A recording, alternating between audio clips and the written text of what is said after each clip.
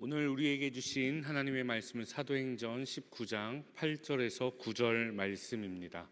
신약 성경 220면에 있습니다. 사도행전 19장 8절에서 9절 말씀을 제가 봉독하겠습니다. 바울이 회당에 들어가 석 달 동안 담대히 하나님 나라에 관하여 강론하며 권면하되 어떤 사람들은 마음이 굳어 순종하지 않고 무리 앞에서 이 돌을 비방하거늘 바울이 그들을 떠나 제자들을 따로 세우고 두란노 서원에서 날마다 강론하니라. 윤인영 담임 목사님 나오셔서 신앙교육이라는 주제로 하나님 말씀 선포하시겠습니다. 할렐루야. 우리 앞에 있는 분과 인사 나누시겠습니다. 사랑합니다. 축복합니다. 잘 오셨습니다. 하나님께서 당신을 사랑하십니다. 아멘. 고맙습니다. 감사합니다. 유대인들에게는 특별한 교육 방식이 있습니다. 그 교육 방식은 하브루타라고 하는 것인데요. 이 하브루타라고 하는 이 단어의 의미는 동반자, 친구라고 하는 의미를 가지고 있습니다. 하브루타라고 하는 것은요, 친구, 동반자가 함께 교육을 서로에게 한다라고 하는 의미를 갖고 있는 것이죠. 이스라엘 유대 사람들은 이 교육 방식이 조금 특별한 것을 볼 수 있는데요. 예를 들어서 유대인의 전통 교육기관인 에시바라고 하는 곳에서 이 하브루타라고 하는 교육 방식을 사용하는데 단순히 그 교육기관에서만 사용하는 것이 아니라 실은 유대 가정에서도 이 하브루타 교육을 사용하는 것을 볼 수 있습니다. 보통 교육이라고 하는 것은 강의 형식이 많이 있어서 한 사람이 다수의 사람들에게 자신이 가지고 있는 경험과 지식을 전하는 것이 일반적인 교육의 방식이라 생각하는데 이스라엘 사람들, 유대 사람들은 이 하브루타 방식을 통하여서 조금은 특별한 교육 형태를 사용하는 것을 볼 수 있습니다. 두 사람씩 짝을 지어줍니다. 그리고 두 사람씩 짝을 지은 사람들끼리 함께 대화하고 토론하는 교육 방식, 조금은 특별한 방식이 바로 이 하브루타의 교육 방식인 것이죠. 많은 사람들이 함께 모여 집단적으로 공부하는 것보다는 이렇게 한 사람이 또 다른 한 사람을 만나면서 서로에게 집중하고 서로의 이야기를 나누면서 조금씩 성장해 가는 교육 방식을 사용합니다. 그래서 이 하브루타 교육 방식은 다른 교육 방식과는 조금 다른 부분들을 우리에게 이야기해 주고 있는데요. 바로 어린 시절부터 그들은 이 하브루타 방식에 맞추어서 혼자가 아닌 함께 서로에게 이야기 나누며 자신의 의견, 좀 더 좋은 진리를 찾아가는 것을 볼 수 있습니다. 대화와 토론이 이 교육 방식의 아주 주요한 방법인 것을 알 수 있는데요. 그래서 이 대화와 토론을 해야 되기 때문에 먼저는 자기 자신의 생각을 정리해야 되는 부분이 우선적으로 필요합니다. 상대방과 이야기 나누기 위해서 상대방에게 자신의 입장과 자신의 이야기를 온전케 좋게 전달하기 위하여 먼저는 자기가 무엇을 주장하는지에 대하여 정리를 할 필요성이 있다는 것입니다. 그렇게 한 이후에 똑같이 자신처럼 상대방도 상대방의 입장에서 정리한 의견이 있다라고 하는 것을 존중하며 상대방의 이야기를 들어야 되는 것이죠. 함께 이야기를 나누며 좋은 질문을 통하여 좋은 답을 얻어가는 이 과정 가운데 더 적합한, 더 좋은 답을 이루어가기 위하여 이야기 나누며 나와 너가 함께 나눈 이 이야기들을 분석하며 조금 더 깊이 들어가는 방식입니다. 그래서 이런 방식은 우리가 즐겨하는 정답 외우기의 방식과는 다릅니다.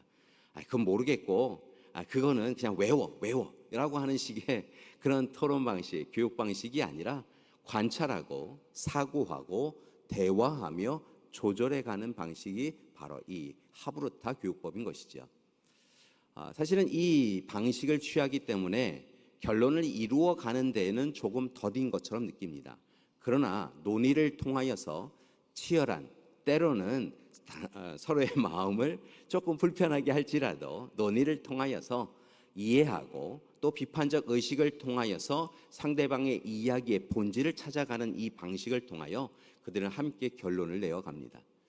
특별히 결론을 낸 이후에는 서로가 함께 합의하여 낸 결론이다라고 하는 것을 존중하며 협력하여 선을 이루어가는 교육 방식이 바로 이 하브루타 교육법인 것이지요. 이런 하브루타 교육의 방식은 가장 기본적으로는 가정에서 이루어집니다. 부모와 자녀가 그렇게 함께 서로의 이야기를 존중하여 들으면서 함께 가장 좋은 답은 무엇일까라고 하는 것을 찾아간다는 것이지요. 우리 식대로 이야기하면 소위 밥상머리 교육이라고 하는 것이 진행이 됩니다. 우리가 밥상에서 서로 이야기를 나눈, 사실 예전 분들은 잘 이야기 나누지도 않았는데요.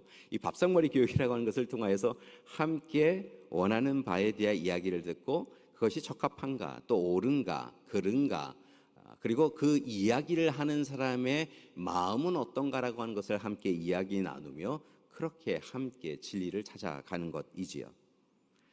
대부분 많은 가정들에서 부모님들께서 자녀들을 향해서는 공부해, 시험 얼마 남았어, 지난번에 점수 그렇게 나오면 안 돼? 라고 이야기하며 공부해 라고 하시며 정작 자신은 TV를 켜고 보신다고 한다면 이 하브루타 교육을 하는 유대인들은요, 부모님들이 먼저 책상에 앉습니다.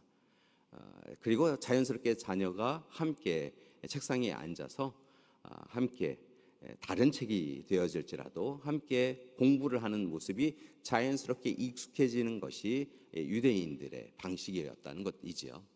강제하고 강요하는 형식이 아니라 어찌 보면 부모가 먼저 모범을 보여줌을 통하여 함께 그 곁에 앉아서 자신을 위하여 그 자리에 앉아 있는 부모님의 마음을 알고 자녀들도 글을 읽고 책을 읽는 부분들, 그것이 바로 유대 가정이 자연스럽게 하브루타 방식으로 교육하는 방식인 것을 볼 수 있습니다.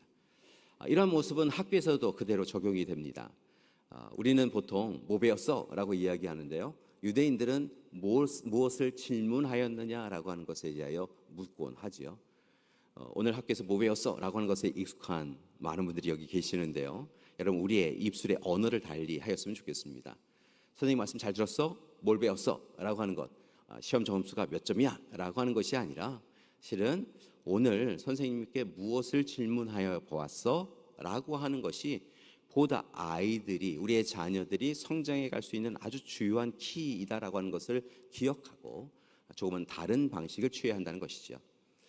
그래서일까요? 유대인들의 학교의 기본적인 방식은 가르치고 배운다라고 하는 방식이 나누어져 있지 않습니다. 교사는 가르치고 학생은 배운다라고 하는 것이 아니라 교사도 학생에게서 배울 수 있다라고 하는 전제를 가지고 함께 진리를 찾아가는 것, 학생들의 이야기를 귀를 기울이고 그들의 이야기 가운데서도 좋은 부분이, 오히려 깨닫지 못하고 알지 못했던 진리가 있을 수 있다라고 하는 것을 기억하고 함께 좋은 질문을 서로 주고받음을 통하여서 교육을 이루어가는 방식이 바로 이 학교의 방식이라는 것이지요. 하브루타 교육법에 맞춘 학교의 모습인 것입니다. 자, 그런데 이런 모습이 유대인들을 키워가는 모습인 것을 보면서 많은 전 세계의 부모님들이 자극을 받았습니다. 왜 유대인들은 이렇게 탁월할까? 유대인들은 노벨상도 많이 받고 또 전 세계를 이끌어가는 많은 사람들이 유대인일까라고 하는 것을 고민하다가 한 가지 비밀을 알았는데, 그들의 교육 방식이 다르다라고 하는 것을 알고 많은 한국 교회, 한국 그리스도인들이 이 하브루타 교육법에 대하여 접하게 되었다는 것이지요. 그러면서 무엇인가 우리가 지금까지 잘못 가르쳤구나라고 하는 것을 깨닫게 되었습니다. 그런데 깨달은 것과 함께 이것을 실천해야 하는데요, 실천하는 것은 잘 안 되는 것 같습니다. 여러분, 한국 교육을 천천히 살펴보면 하브루타 교육 방식, 좋은 질문을 통하여 좋은 답을 얻어가는 방식이라기보다는 일방적으로 주입하고 강요하고 외워라고 하는 부분이 더 익숙한 것을 봅니다. 대표적인 것이 바로 스파르타식의 교육 방법이지요. 요즘 보니까요, 이 스파르타식 교육 기숙학원에서 대표적으로 광고하는 것을 보면 우리 학원은 스파르타식 교육을 진행합니다라고 하며 강제하고 강요하고 머리에 가능하면 이 답을 밀어 넣어서 시험을 잘 보게 합니다라고 하는 그런 이야기가 있는 것을 봅니다. 참 한편으로는 불편하고 한편으로는 과연 이게 옳은가라고 하는 의문이 드는 부분인데요. 이 스파르타라고 하는 교육 방식은요, 한 아이가 태어나면 전사로 키워가기 위하여 강제하고 강요하였던 이 스파르타 나라의 도시 국가의 교육 방식이었던 것을 봅니다. 이 스파르타라고 하는 나라는요, 한 아이가 태어나면, 특별히 사내 아이가 태어나면 이 아이가 좋은 전사가 될 수 있는가라고 하는 것을 평가하고 그 아이를, 그 만족하지 않는 아이를 애초에 한편으로는 이 사회 속에서 밀어내는 구조권을 가지고 있었지요. 그리고 한 전사를 만들기 위하여 그들은 끊임없이 국가가, 사회가 강제하여서 한 아이를 전사로 만들어갔던 것을 봅니다. 이런 모습이 때로는 우리의 모습 가운데 보이더라는 것입니다. 한국 교육, 사실은 특별하게 많은 자원을 가지고 있는 것도 아니고 탁월하게 능력을 지난 역사 가운데 가지고 있었던 것도 아니기에 결국은 인적 자원만이 우리에게 가장 중요한 자원이다라고 이야기되었기 때문에 배우고 익히는 것에 대하여 강제하고 강요하였던 스파르타식 교육이 우리 가운데 익숙하다는 것이지요. 또 다른 교육 방법이 하나 있는데요, 프로크리스테스식 교육이라고 하는 것이 있습니다. 여러분, 프로크리스테스라고 하는 사람은요, 그리스의 신화에 나오는 강도입니다. 이 프로크리스테스라고 하는 이 강도는요, 심심하면 바깥으로 나갑니다. 그리고 아무나 잡아옵니다. 그리고 그의 집에 있었던 철 침대에 그를 뉘어놓지요. 뉘어놓았더니요, 그 사람이 이 철 침대보다 크면 이 철 침대에 맞게 다리를 잘라내거나 아니면 목을 자르거나 하였다고 합니다. 참 무서운 사람이죠. 때로는 그를 데리고 왔는데요, 자신의 철침대에 놓아 있는데 그가 작아서, 이 철침대보다 작아서 있다고 한다면 그를 잡아 느려서 죽이는 일도 행하였다고 합니다. 말 그대로 그 침대에 맞게 사람을 그렇게 조절해 갔던 것이죠. 그런데 생각해 보면 한국 교육, 우리가 익숙한 교육이 프로크리스테스식 교육인 것을 봅니다.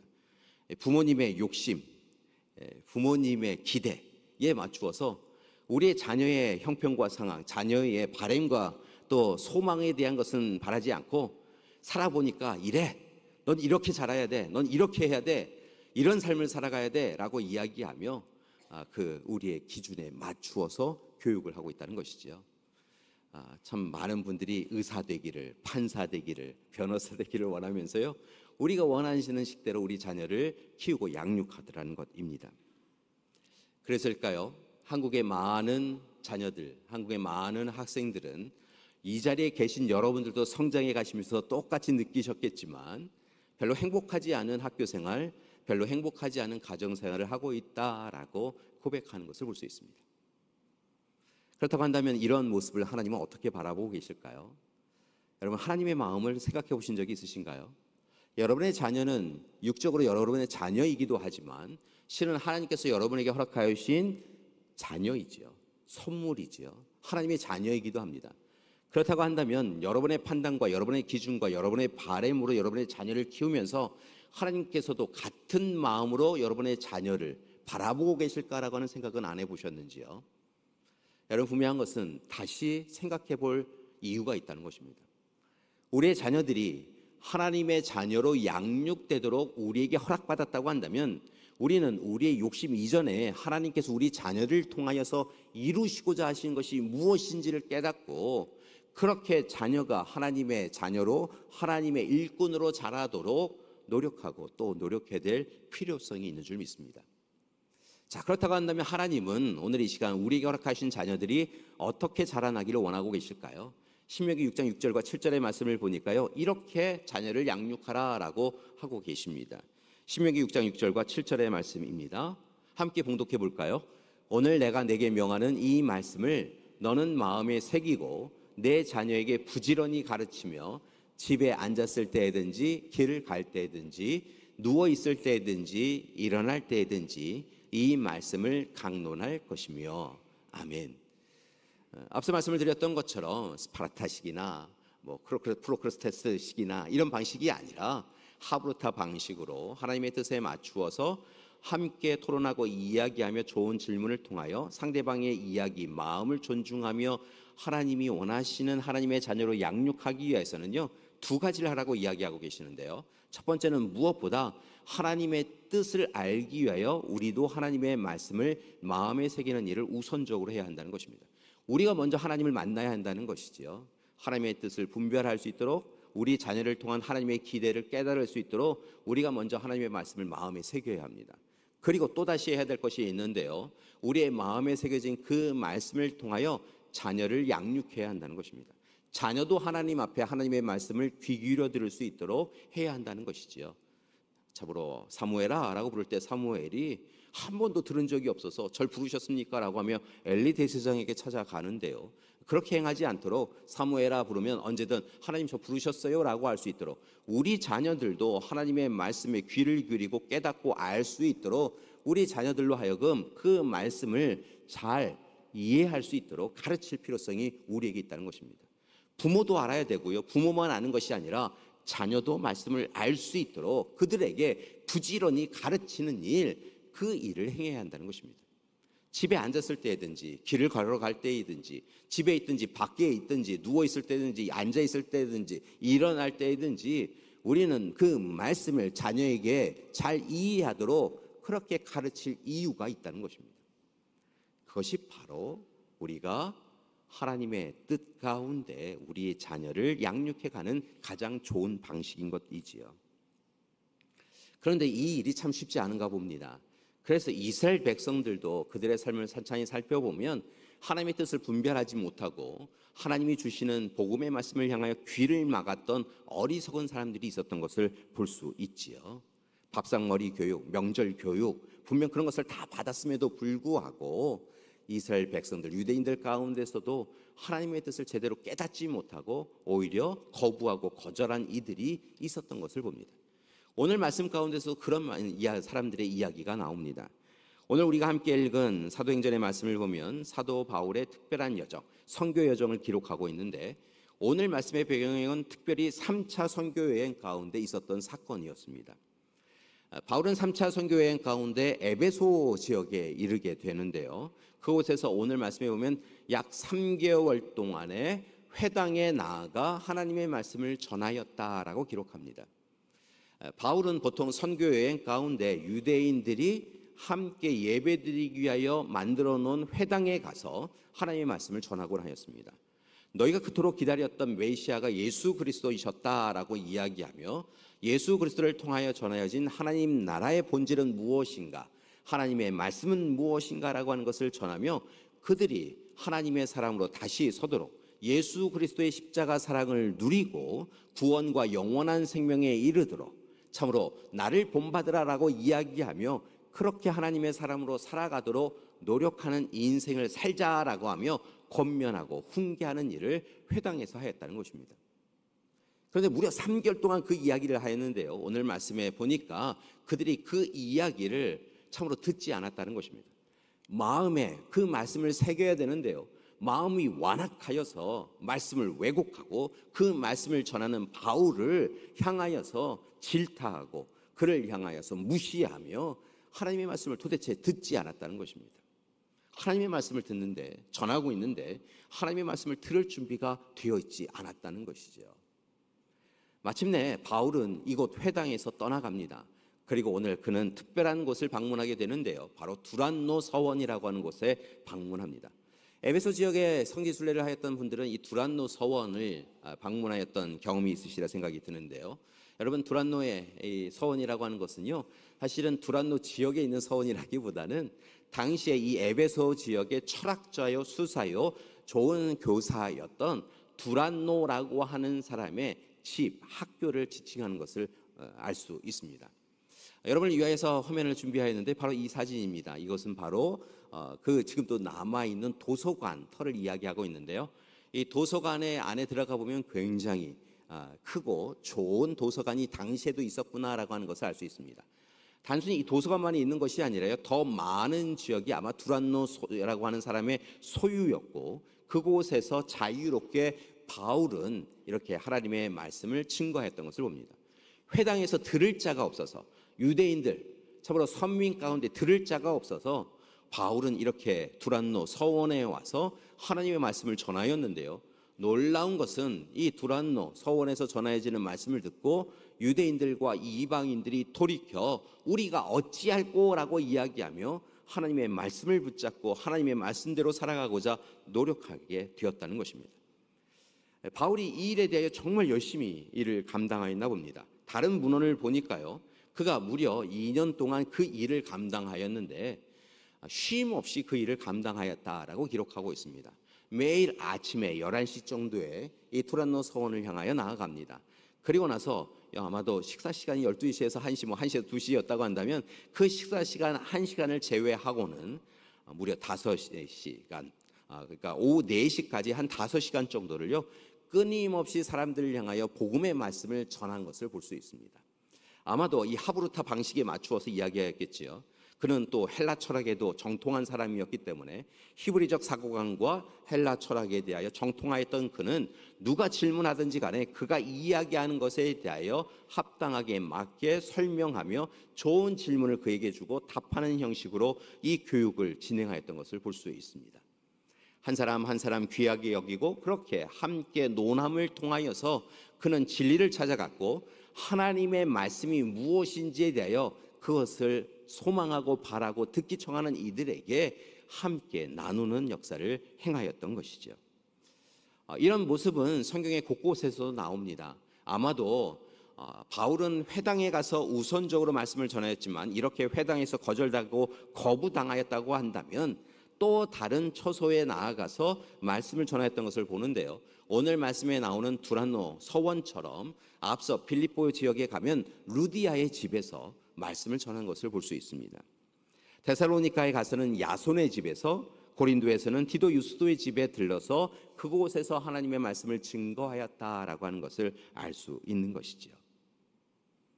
회당과 두란노 서원, 오늘 말씀을 준비하면서 왜 이 회당에서는 들려질 그 복음의 복된 소식의 말씀을 청종하는 이들이 없었을까? 왜 그들은 외면하였을까? 왜 그들은 하나님의 그 말씀, 그들에게 찔림과 변화와 거듭남과 새롭게 살아갈 수 있는, 새 사람으로서 살아갈 수 있는 이 기회가 주어졌음에도 그들은 그것을 붙잡지 못하였던 것일까라고 하는 의문이 들었습니다. 왜였을까요, 여러분? 아마도 그들은 이만큼이면 되었다라고 생각하였을는지 모르겠습니다.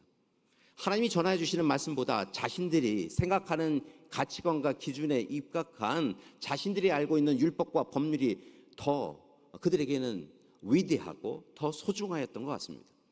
그래서 바울을 통하여 전하여지는 하나님의 말씀, 오늘 이 시대를 향한 하나님의 말씀의 귀를 청종하지 않는 어리석음을 행하였다는 것이죠. 그렇게 오늘 이 시간 두란노 서원에서 오히려 말씀이 전하여졌고 그 자리에 함께하였던 이들이 오히려 하나님의 말씀의 은혜를 누리고 그 말씀을 통하여 새로운 삶을 결단하고 실천하였을 뿐만이 아니라 그들의 고향 땅으로 가서 또다시 교회 공동체를 형성해가는 은혜를 누렸다라고 성경은 증거하고 있는 것을 봅니다. 실제로 이 두란노 서원에서 하나님의 말씀을 듣고 깨달은 이들이 그 은혜 받은 것을 각자의 교양 땅으로 가서 또한 교회 공동체를 세워갔던 것을 보는데요, 대표적인 교회만 이야기하여도 골로새 교회, 라우디게아 교회, 히아라볼리 교회, 빌라델비아 교회, 버가모 교회, 서머나 교회가 바로 그렇게 두란노 서원에서 함께 은혜를 나눈 이들이 함께 세워간 교회 공동체인 것을 볼 수 있습니다. 자, 그렇다고 한다면 이제 우리에게 한 가지 스스로에게 질문을 해야 될 때가 되었습니다. 여러분, 오늘 이 시간 우리는 두란노 서원처럼 하나님 앞에, 말씀 앞에 사로잡혀서 말씀의 은혜를 나누며 우리만 누리는 것이 아니라 우리의 자녀들도 말씀 앞으로 이끌며 그렇게 하나님이 기뻐하시는 삶을 살아가고 있습니까? 아니면 혹 이 시간 참으로 먼저 하나님의 말씀이 선포되어졌을 때 그들이 너무 커서, 그들이 생각하는 것이 너무 커서, 아니 이전에 그 옛사람으로서 접하였던 그 하나님의 말씀의 은혜만으로 만족하여서 회당에 참으로 어리석었던 사람들처럼 우리도 혹 어리석은 사람으로 살고 있는 것은 아닙니까? 오늘 이 시간 우리의 삶을 들여다볼 필요성이 있다는 것입니다. 사랑하는 여러분, 다시 결단하는 우리가 되길 소망합니다. 어제 말씀 읽은 것으로 만족한다고 한다면, 여러분, 예전의 은혜로만 살아가는 것으로 만족한다면 여러분, 더 큰 은혜를 우리에게 주시는 그 하나님의 그 사랑을 누릴 수 없게 된다는 것입니다. 오늘 말씀의 은혜를 누려야 될 줄 믿습니다. 오늘 기도해야 될 줄 믿습니다. 오늘 찬양해야 될 줄 믿습니다. 어제 참 신앙생활 열심히 했어요 라고 자랑할 문제가 아니라는 것입니다. 오늘 하나님 앞에 신실하게 진실하게 영과 진리로 예배드리며 날마다 예배 가운데 감격을 누리며 말씀의 찔림을 귀하게 여기고 거듭나 새롭게 살아가고 있습니다라고 자랑할 수 있는 우리가 되어야 한다는 것이지요. 그것이 필요한 시대라는 것입니다. 왜 이 시대에 한국 교회가 이렇게 무너져 내리고 있습니까? 여러분, 왜 이 시대에 점점 한국 교회 교인이 줄어들고 있습니까? 어제 신앙으로 만족하며 오늘 하나님 앞에 온전한 신앙생활을 하지 않고 있기 때문이라는 것이지요. 다시 하나님 앞에 서는 우리가 되길 소망합니다. 말씀 앞에 서고 기도하며 찬양하며 하나님이 주실 은혜를 사모하며 오늘 제가 하나님 앞에 왔습니다. 하나님 함께 해주십시오라고 기도하는 우리가 되기를 소망합니다. 그것이 바로 오늘 우리가 살아가야 될 좋은 그리스도인의 삶이기 때문인 것이죠. 여러분, 평생교육이라고 하는 단어를 들어보셨습니까? 평생교육이라고 하는 것은요, 단어적 의미를 해석해드리면 시대적 변화에 맞추어서 가정, 학교, 사회에서 진행하는 교육입니다.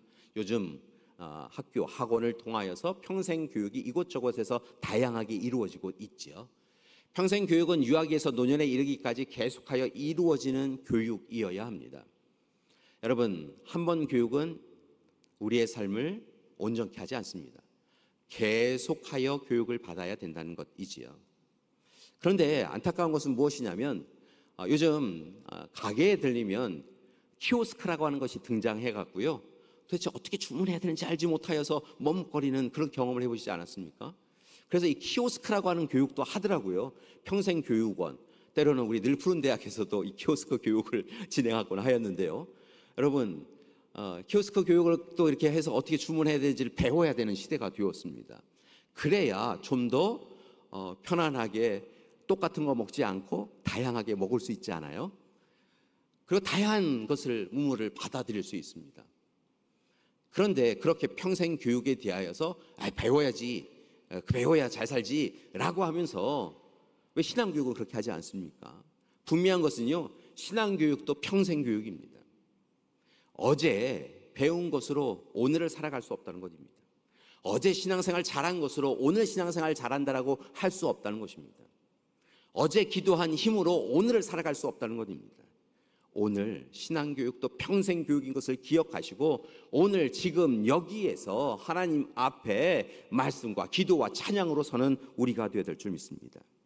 여러분, 생각해보면 우리는 그렇게 살아왔습니다. 여러분, 우리 교회도 날마다 공부하고 또 배우고 익히고 훈련받는 교회였잖아요. 우리 믿음의 부모님들에게 목사님, 옛날에 우리는요 부흥사경회 하면요 몇 리까지 걸어가갖고요, 며칠 걸어가갖고요 공부하고 오곤 했어요.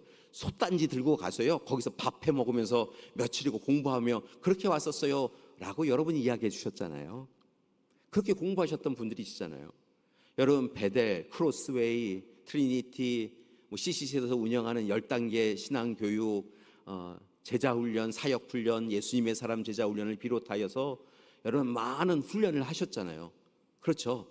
이곳에 계신 우리 권사님들 가운데에서는 우리 베델 성전에서 예전에 장의자 있을 때에 그 이상한 나무로 만든 책상 중간에 이렇게 끼워갖고 저랑 제자훈련 일기하신 분들도 있으시잖아요. 그러면서 그렇다고 말씀 앞에 서야 한다고, 말씀의 은혜를 누리며 말씀 붙잡고 살아가야 된다고 이야기하셨잖아요.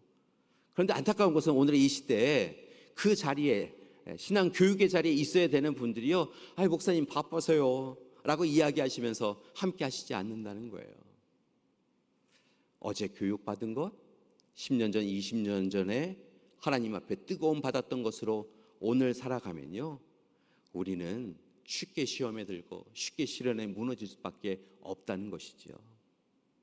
여러분, 오늘 다시 하나님 앞에 서셔서 하나님의 말씀을 읽고 듣고 묵상하시고 말씀 한 구절 갖고 씨름하시고 말씀의 은혜 달라고 기도하고 말씀의 은혜를 통하여 말씀이 이끌어가는 삶을 살아가야 될 줄 믿습니다. 그것이 우리에게 꼭 필요하다는 거예요. 그런데 그렇게 우리를 위해서도 신앙교육이 필요하지만 더 중요한 이유가 있어요. 그 이유가 무엇이냐면 우리의 자녀들 때문에 그래요. 여러분, 우리의 자녀들은요, 부모님의 등을 바라보며 신앙교육을 받습니다. 여러분, 여러분의 등을 여러분의 자녀들이 바라보고 있어요. 그러니까 여러분이 어떤 자리에 서야 될지에 대하여서요, 깊이 고민하셔야지 돼요. 여러분이 하나님의 말씀을 읽고 있는 그 모습을 보고 우리 자녀들이 말씀을 읽게 되어질 줄 믿습니다. 여러분이 하나님을 향하여 찬양하는 그 찬양의 소리를 듣고 우리 자녀들이 자연스럽게 찬양을 하게 된다는 것입니다. 여러분, 제가 예전에 놀라운 경험을 하였던 것을 여러분과 나눴던 기억이 있습니다. 제가 제자훈련을 하였던 때였는데요, 제자훈련 과정 가운데 우리 제자훈련에 참여하는 훈련생 분들에게 삶의 특별한 가정에서 특별한 장소를 선택하시고 그곳에 기도상 놓으시고 삶의 시간을 성별하셔서 꼭 기도하십시오라고 부탁을 드립니다. 그리고 나서 그 다음 주에 와서 기도하셨어요라고 체크하곤 하였지요. 어느 날 한 분이 오셔서요, 아주 특별한 이야기를, 감동적인 이야기를 해주신 적이 있었습니다. 목사님, 제가 놀라운 경험을 하였습니다. 어느 날 제가 외출하였다 돌아왔더니요, 제가 목사님이 이야기해서 이 기도상 하나 놓고 기도하였던 그 자리에서요, 제 자녀가 기도하는 것을 봤어요 라고 이야기하시더라고요. 부모님이 눈물로 기도하는 자리, 자녀를 위하여 기도했던 그 자리를요, 등으로, 부모님은 자녀가 뒤에 있는지 알지 못하였는데요, 등으로 자녀가 본 거예요. 그리고 자녀가 그곳에 와서 무릎 꿇고 내일 시험 잘 보게 해달라고 기도하더라는 거예요. 여러분, 그렇게 신앙은 이어져 가는 거예요. 우리가 하나님 앞에 어떤 모습으로 서는가를 보고 우리 자녀가, 우리 손주가 따라오는 거예요. 그러니까 다시 하나님 앞에 신앙교육 받는 우리가 되기를 소망합니다. 우리가 먼저 신앙교육 받아야 돼요. 하나님의 말씀을 읽고 듣고 묵상해야 돼요. 기도하셔야 돼요. 여러분, 찬송하셔야지 돼요. 여러분, 임영웅의 노래도 중요하지만 찬송하셔야 돼요. 그래야 우리의 자녀들이 익숙하게 찬송을 따라 부르고 힘들고 어려울 때도 찬송하며 다시 힘을 얻는 거예요. 여러분, 하나님의 말씀을 가르치세요. 다시 우리의 손주들에게 다윗과 솔로몬의 이야기를 해주세요. 예수님의 이야기를 전해주세요. 예수님의 십자가 사랑을 그들의 입술로 이야기하게 해주세요. 그러면 그 십자가 사랑이 그들의 삶 가운데 새겨지고 그 십자가 사랑에 의지하여 그들이 다른 삶을 살아갈 수 있게 되어질 줄 믿습니다. 가정 예배를 회복하세요. 함께 두 손 모아 기도하세요. 힘써서요, 여러분, 우리 자녀들 부둥켜 안고 기도하세요. 여러분, 이른 아침에 우리 사랑하는 자녀들 출근하시기 전에 품에 안고 오늘 하루도 복된 하루 되게 해달라고, 우리 부모도 자녀들도 복된 하루 되게 해달라고 기도하세요. 그 힘으로 살아가게 되는 거예요. 그런 삶을 살아가는 우리가 되길 소망합니다. 지난 3월에 특별한 조사 결과가 나왔어요. 목회 데이터 연구소라고 하는 곳에서 조사한 것이었는데요, 실은 지난 7월 8월에, 그러니까 2023년 7월과 8월에 약 1000명의 부모님들을 대상으로 하여서 그리스도인이라고 자신을 고백하였던 1000명의 사람들을 대상으로 하여 조사하였고 그 결과가 나왔어요. 어떤 조사를 하였냐면요, 3040 세대 부모에게 자녀 신앙생활에 대하여서 걸림돌이 무엇입니까? 라고 하는 그런 질문을 하였고 답을 받았어요. 30대, 40대인 부모님들 여기도 계시는데요, 여러분의 자녀를 신앙교육하는데 제일 무엇이 문제입니까? 라고 했더니요, 솔직한 답이 나왔어요. 무엇보다 시간이 없어서요 라고 하는 답이 나왔대요. 그리고 신앙교육의 구체적인 방법을 몰라서 잘못합니다.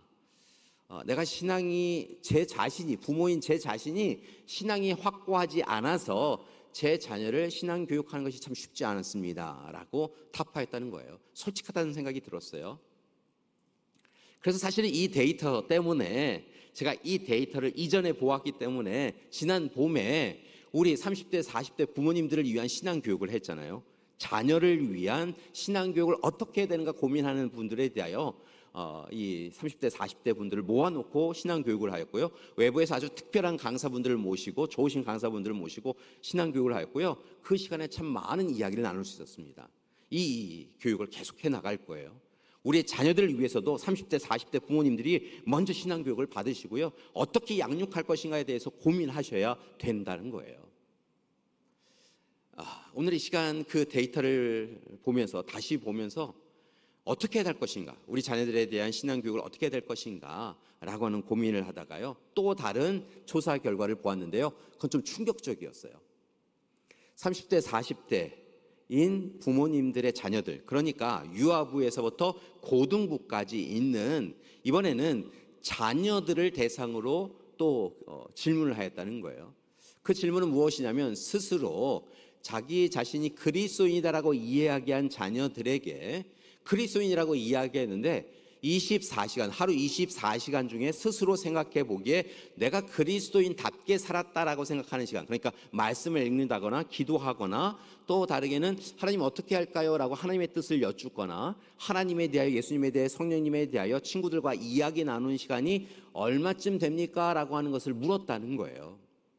그리고 나서 솔직한 답을 얻었는데요. 놀라운 것은 약 51%, 과반이 넘어가는 우리 자녀들이 자신들의 시간을 체크해 보니까 자신이 그리스도인이라고 이야기했던 친구인데요, 총 24시간 하루 동안 하나님에 대하여, 신앙생활에 대해 생각했던 시간이 5분이 안 됩니다라고 이야기했다는 거예요. 우리 자녀들이요, 5분도 그리스도인으로 살지 않고 있는 거예요. 그것은 좀 충격적이었어요. 우리 자녀들이 24시간을 살아가며 채 5분도 하나님의 자녀로 살지 않고 있다라고 이야기하고 있다는 거예요. 그러면서 문득 더 두려워졌어요. 그렇다면 부모된 우리는 얼마나 살고 있을까? 답하실 필요는 없어요. 여러분은 하루에 얼마나 그리스도인으로 살고 있으십니까? 여러분, 우리 자녀들이 하나님의 자녀로, 그리스도인으로, 좋은 그리스도인으로 살아가게 하기 위하여 다시 하나님 앞에 우리 자녀의 손을 붙잡고 서야 할 때예요. 신앙교육 받고 해야 될 때예요. 평생교인 신앙교육을 다시 결단하고 살아가야 될 때예요. 어제 읽은 말씀 만족하지 마시고 오늘 다시 말씀 읽기 시작해야 돼요. 하나님 앞에 두 손 모아 기도하셔야 돼요. 우리 자녀를 위하여 기도하셔야 돼요. 여러분, 하나님의 뜻에 어긋나지 않는 삶을 살게 해달라고 하나님 앞에 가정과 교회와 나라와 민족을 위하여 기도해야 돼요. 오늘 이 시간 우리의 가정과 교회가, 한국 사회가 이렇게 놀랍도록 성장해 갈 수 있었던 것은 하나님 앞에 기도하였던 우리 믿음의 선조들이 있었기 때문인 것을 기억하시고, 여러분 다시 신앙교육 받고 이루어 가시고 기도하셔야 될 때예요. 감사한 것은요, 다시 이번 주 수요일부터 신앙교육이 시작됩니다. 평신도 훈련반을 진행하는데요, 제가 올라오기 전에 다시 보니까 아직 빈자리가 꽤 있어요. 여러분, 교육 받으셔야 돼요. 말씀 앞에 서셔야 돼요. 다른 일로 분주하시죠? 그런데 분주한 일 하지 마시고 중요한 일 하셔야 돼요. 하나님의 말씀에 사로잡혀야 돼요. 하나님의 말씀에 이끄심 받아야 돼요. 하나님이 우리를 통하여 무엇을 기대하고 소망하시는지 알아채야 돼요. 그리고 감격과 감동을 누리고 예수 그리스도의 그 십자가 사랑 누린 자로서 주님을 위하여 우리 자녀들 붙잡고 가정이, 교회가 함께 다시 서나가야 될 줄 믿습니다. 다시 두란노 서원으로 가야 돼요. 회당에서 딱딱해진 우리의 심령을 깨트리고요, 에이 다 알아요, 시간이 없어서 그렇지, 목사님 다 알아요 하지 마시고요, 다시 하나님 앞에 서셔야지 돼요. 그리고 하나님의 사람으로 거듭나는 우리가 되기를 소망합니다. 여러분, 예배 가운데 서셔야 돼요. 수요기도에도 참여하셔야 돼요. 금요기도에도 참여하셔야지 돼요. 여러분, 새벽재단 지키시는 것, 여러분 이 새벽재단이 한국교회를 이렇게 성장해 왔어요. 여러분 다시 시작하셔야지 돼요. 그러면 하나님께서요 그에 합당하게 건강도 주시고 능력도 주시고 권세도 허락해 주셔서 우리 가정을 다시 살려주시고 교회를 살려주시고 이 나라 이 민족을 살려주실 줄 믿습니다. 우리 교회는 칭찬받는 교회죠. 하나님께서 기뻐하시는 교회입니다. 지난 131년의 전통 가운데 이 지역사회를 살려왔습니다. 많은 생명들이 하나님 앞에 다시 온전히 서도록 참으로 수고하고 애쓰며 살아왔지요. 그리고 또한 성김과 헌신으로 우리 교회는 하나님께 칭찬받는 교회입니다. 이제 한 가지 더 칭찬받았으면 좋겠습니다. 그것은 오늘 지금 이 자리에서 하나님의 말씀을 읽고 듣고 묵상하며 신앙교육 받아서 그 감동과 감격으로 우리의 자녀들과 함께 하나님의 일을 해나가는 그런 교회가 되길 소망합니다. 그런 칭찬을 받는 교회가 되길 소망합니다. 그 일을 위하여 다시 말씀 앞에 서시고 말씀을 이루어 가시는 우리 믿음의 가족들 되시기를 간절히 기도드립니다. 이 일을 위하여서 마지막으로 여러분과 함께 하였으면 좋겠어요. 자, 손을 내미시고요. 일단 주먹부터 내미세요. 새끼손가락을 피세요. 자, 엄지손가락도 피세요. 요즘은 이렇게 약속한대요. 자, 하나님이랑 약속하는 거예요. 하나님과 함께 하나님이 주신 말씀 가운데 살아가겠습니다. 날마다 신앙교육 받고 신앙교육을 자녀에게 하며 살겠습니다. 바쁘고 분주하더라도 그렇게 살겠습니다라는 마음으로요. 하나님 손 새끼손가락 딱 거셨다 생각하시고 도장도 찍으시고 복사도 하시고 약속하셨어요. 우리 믿음의 가족들이 다시 하나님 앞에 서길 소망합니다. 그리고 하나님의 말씀의 사람으로 서셔서 참으로 신앙인으로 살기를 원합니다. 그때 우리의 자녀들이 우리의 등을 보고 마땅히 살아가야 될 삶을 기억하고 따라오게 되어질 줄 믿습니다. 그런 삶을 살아가는 우리 믿음의 가족들 되시기를 간절히 기도드립니다. 함께 기도하시겠습니다. 사랑의 하나님, 감사합니다. 우리에게 말씀 주시니 감사합니다. 우리에게 예수 그리스도의 십자가 사랑 더해 주시니 감사드립니다. 하나님, 이제 그 말씀을 마음에 새기고 그 말씀 따라 살게 하여 주시옵소서. 예수 그리스도의 십자가 사랑 누린 자로서 오늘 지금 여기에서 예수 그리스도의 십자가 사랑 전하며 살게 하여 주시옵소서. 특별히 두란노 서원에서 그리 행하였던 것처럼 우리도 우리의 자녀들의 손을 붙잡고 함께 서게 하여 주시옵시고 우리의 자녀들이 신앙 교육을 통하여 하나님의 사람으로 든든히 서나가는 귀한 기쁨도 허락하여 주시옵소서. 가정을 살리게 하여 주시고 교회가 살아나게 하여 주시옵소서. 예수님의 이름으로 기도드립니다. 아멘.